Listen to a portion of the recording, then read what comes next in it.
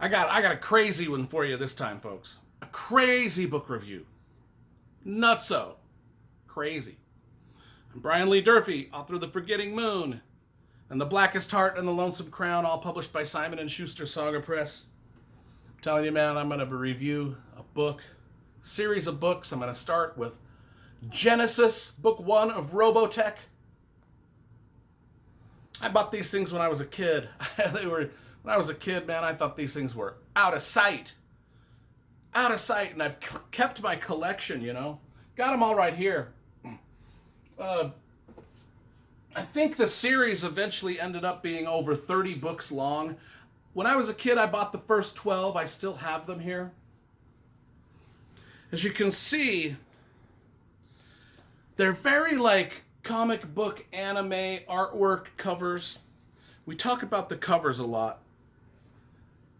And I gotta tell you, all of the covers on these are similar. Do I necessarily like them? They're very anime-ish, and I'm not into manga or anime. But this is based off of a children's cartoon that was very popular in the 80s called Robotech. And so what happens was this cartoon was very popular, so they hired two authors, Brian Daley and James Luceno, I think it's Lucero or Luceno, but Brian Daley, and they co-authored all of these books, and they wrote them really fast. I think they produced one, and this is in the mid-'80s, and they produced one every 3 months for a long stretch of time. And I got the first 12. The first 12 here sort of is the first arc of the story, and then the rest, and I just never did read the others, and I probably won't. But I'm glad that I bought these as a kid, and I'm glad that I've always kept them around because I just reread this one. I had not read this since I was a wee little boy. And I'm telling you, it holds up as a straight, fantastic little space opera on par with Star Wars and Battlestar Galactica and all of that stuff that we loved in the 80s. It's just a great little story based off of this cartoon series called Robotech. What is it about? Well, the first thing happens is a big alien spaceship crashes on Earth. This takes place in the future. A big alien, but our societies are pretty similar to what they are now. But anyway, a big alien spaceship crashes on Earth, and it's empty except for robotics. It's run by robotics. There's no alien life form there. It's just run by robotics, and these robots are like killing machines, sort of like the Terminator, right? But they don't look like Arnold Schwarzenegger. They look like robots. You know, they look like robots there, like on that cover, right? They're actually like actual robots.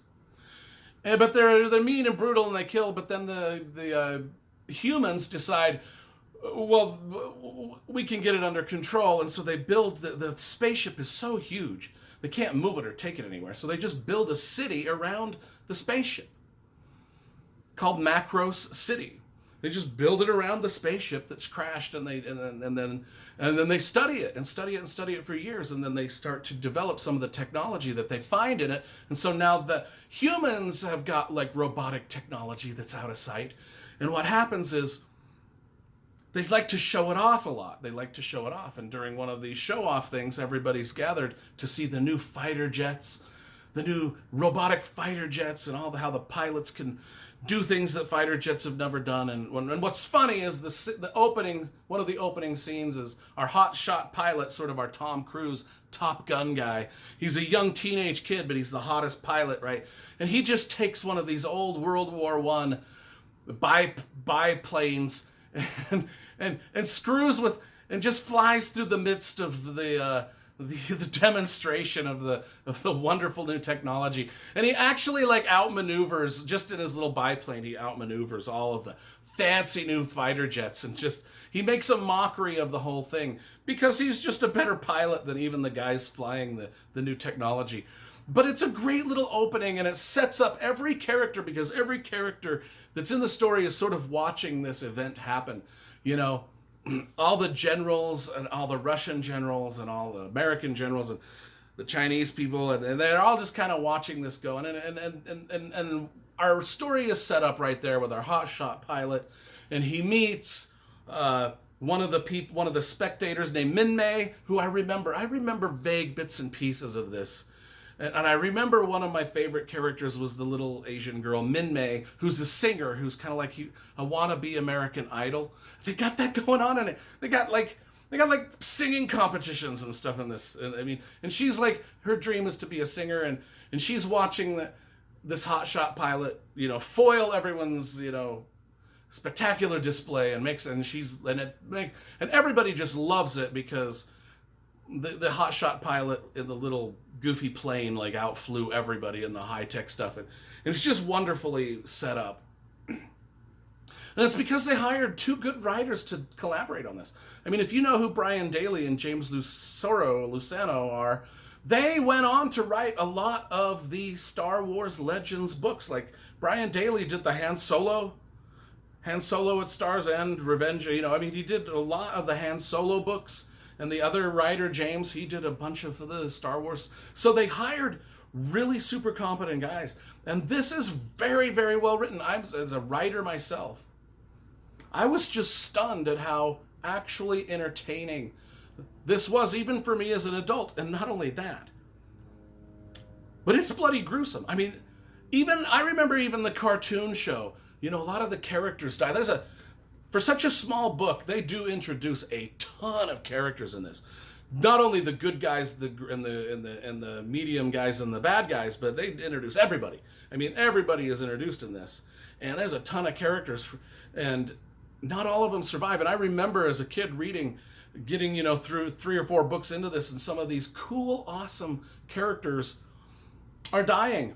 And a lot of them, and most of this story is kind of like Battlestar Galactica, where it revolves around these fighter groups of fighter plane pilots, right? Who have to, because that alien spaceship that crash landed, well, the actual aliens that owned it come to Earth, and that's sort of where the conflict starts. And it's Robotech against Robotech. I mean, it's their robots against the human robots, and it's like it's kind of like Transformers. Like the fighter jets are kind of robotic in themselves, and that they can transform into different shapes. So it's got a lot of stuff going on. I mean, this was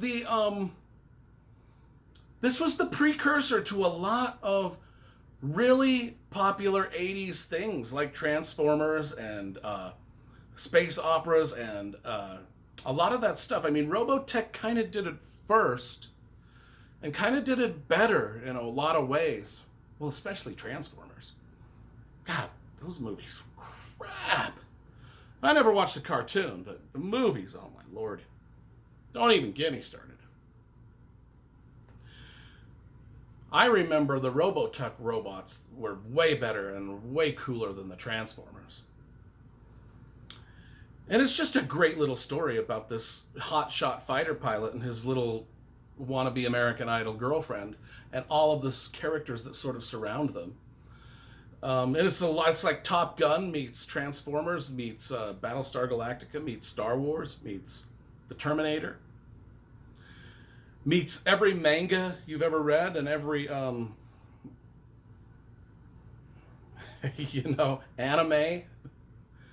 It's like a mashup of a lot of stuff.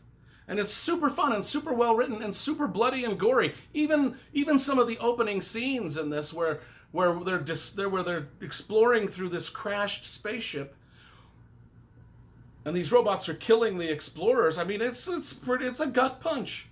I mean, these were written to appeal to the kids that love the TV show. And I'm telling you, the TV show the little cartoon was pretty brutal for its time. And these books are pretty brutal too. My God, they were written for kids, but these are rated R. R-rated. You wouldn't think, looking at that, you wouldn't think that it would be worth fuck all. You wouldn't think it would be worth fuck all. But they're actually pretty good. And so I just read this, and I'm going to reread the rest of them, and I'm going to review them, and they're going to be spoiler filled. I mean, because a lot of stuff happens, and once we start into a series, when I get deep into the series, we gotta do spoilers. So most of the reviews will be, the first part won't be spoilers, and I'll do spoilery stuff. You know how these book reviews on YouTube go. I don't need to explain it anymore.